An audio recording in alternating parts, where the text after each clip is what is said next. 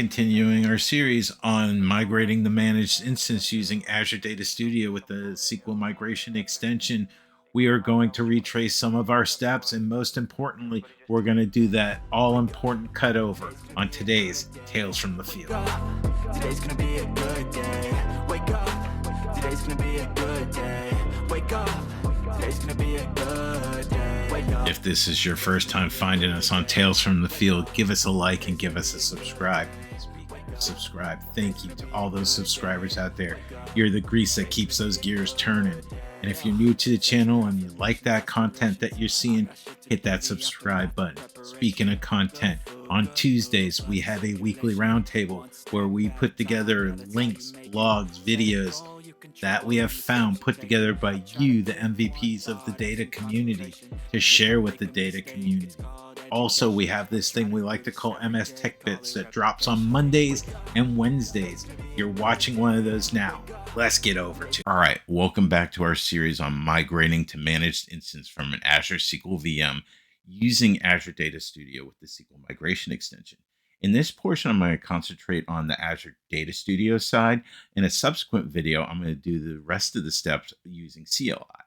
So, what have we done so far? We've launched our wizard, right? We've run an assessment against our SQL Server source. We've collected our performance data. We've got a SKU recommendation. We specified the details of our SQL Server source, where our backups are going to be. We've deployed our data migration service. In this video, we're going to start and monitor the progress of our migration, and then we're going to do a cutover. You can see here at the top of the screen just a recap of the environment that we're using to do this. Let me touch on a couple of key limitations that folks typically miss when doing this migration. For each database we're migrating, its backups need to go to its own container. Also, the log replay service that's created by the data migration service can run for a maximum of 30 days. To back up our source databases, I'm using an Ola Halengrens Scripts. You can see here that I am backing up my full to URL using the directory structure of null. That's going to help us meet our limitations of having our fulls, differentials, and logs within the same container. You can see here that the differential is being backed up to my URL with the directory structure of null. Same thing for my log backup. Directory structure of null to my URL. So what does this look like in our storage account? Here you can see I have my storage account, Data Backup Storage. I have a single container for my Stack Overflow large database, and here I'm putting my fulls, my differentials, and my log backups. Let's cut over back to Azure Data Studio. Let's right mouse click, and we're going to start our migration. We're going to right mouse click, we're going to select Manage. Once we select Manage, it's going to put us to our dashboard that we're familiar with. So we're going to go ahead and select Manage here. Once the dashboard comes up, you're going to see that we have our Azure SQL migration. Let's go ahead and select on that. And then we are going to migrate to Azure SQL. Let's go ahead and select that. We're going to start a new session. We're going to scroll down. We're going to select Next. With that, it's going to take us to our database for assessment. We're going to choose all of our databases. We're going to choose Next. For our Azure SQL target, we're going to choose Azure SQL Managed Instance. And to view our assessment and select our databases for migration, we're going to do a View Select down here on the bottom of the screen. It's going to take us here. Let's do a quick review. You can see here that I have some issues. I can click on the database that's identifying the issues, and it'll show us some of the blockers that we may have to migration. We can also look at warnings at the instance level. If you recall in the previous video, we had some SQL agents it was calling out that may or may not be able to migrate if we were moving to Azure SQL DB. Let's deselect all of our databases, and we want to migrate our Stack Overflow large database. With our database chosen, we're going to go ahead and hit Select. It's going to take us back to our main screen. For Azure Recommendation, we're not going to run the full Azure Recommendation, but I wanted to show you something cool. Let's get Azure Recommendation. Over here on the right-hand side of the screen, you can see I already have the performance data. Let's go ahead and select that radio button. We're going to hit Open, and we're going to select the output folder where we placed all the performance data we gathered in the previous video. Once we go back to our main screen, you can see here that it's going to make a recommendation for our Azure SQL Managed instance. This is in preview, so use it cautiously. And as a professor once told me when I was in graduate school, a tool is only as good as the fool that uses it. So trust but verify. Run a performance load against your Azure SQL Managed instance to make sure it meets your needs. We're not going to go in depth in the edit parameters since we did that in the last video. But remember, you can change some factors there to meet your requirements. We're going to go ahead and hit next. And here for our Azure SQL target, we're going to choose our Azure account, our Azure AD tenant, our subscription. The location here is going to be East US for us, our resource group that contains our managed instance, and our data primary MI.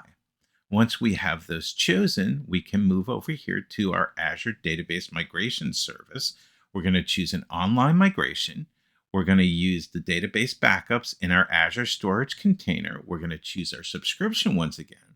We're going to choose our resource group of Data ADS migration, and we're going to use the migration service that we created in the previous video, Data DMS Prod ADS. Here on our data source configuration screen, which is where we left off in the previous video, we're going to type in our target database name, Stack Overflow Large _ ADS, the resource group that contains our storage account, Data Backup Storage, and the blob container that contains our backup, Stack Overflow Large. We're going to leave the last folder as is. We're going to go ahead and click Next.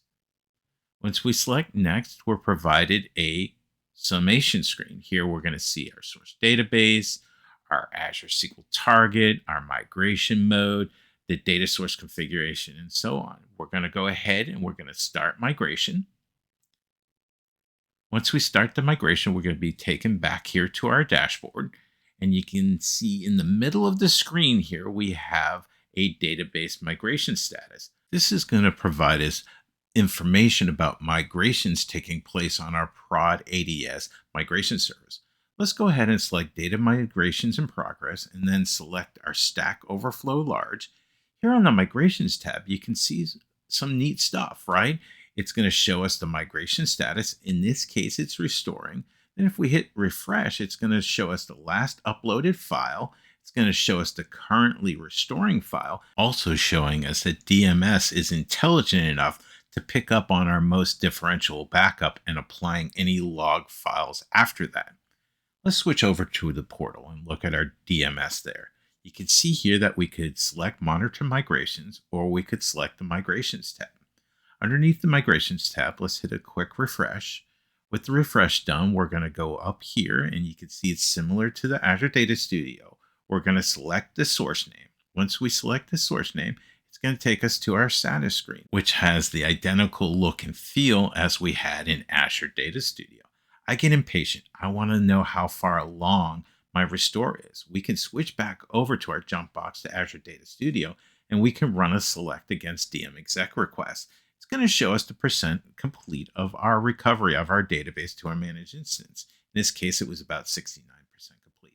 Okay, the restore is done. You can see here that the restore percent complete is 100%, that our last uploaded file and our last apply file matches, our restore finish dates, and that we are ready for cutover. Now we could do a cutover here within DMS, but we started this process in Azure Data Studio. So let's go back to our jump box and let's finish this there. Here in our jump box in Azure Data Studio, you can see on our screen that we have complete cutover. Let's go ahead and select that. Once we select complete cutover, it's going to give us some information. It's going to tell us stop all incoming transactions, create a final transaction log differential or backup if you need one, verify that all backups have been restored to the target database. You can see there also log backups pending restore, which is 0, providing us more information that we're ready for cutover. Since this is business critical, and this is what the note here is on the screen, it's going to take longer to cut over to because of the seeding of the 3 replica databases. Now on the screen here, I'm going to go ahead and hit confirm, and I'm going to complete our cutover. With our cutover in progress, our migration status is going to change to a state of completing. Okay, it's 2 a.m. on a Saturday. The developers and the cutover team are looking for an estimated time of completion for the database cutover so they can do their tasks. Well, we can give that to them by querying DM HADR physical seating stats. And you can see here that we can provide them an estimated time. Once the cutover is complete, back on our migration screen, you're going to see a status of succeeded. All right, that was a journey. In this installment of migrating to an Azure managed instance from an Azure SQL VM using Azure Data Studio and the SQL migration extension, we covered a lot. Today, we retrace some of our steps. And most importantly, we started that migration, we monitored that migration, and we did a cutover of our database into managed instance. In the next video, we're going to be covering how we can do the same steps that we took today, but using Azure CLI. As always, you know where to keep this going down in the comments, and be good to each other, y'all. I got shit to do, the aftermath of preparation. Good food, good mood, blood in circulation.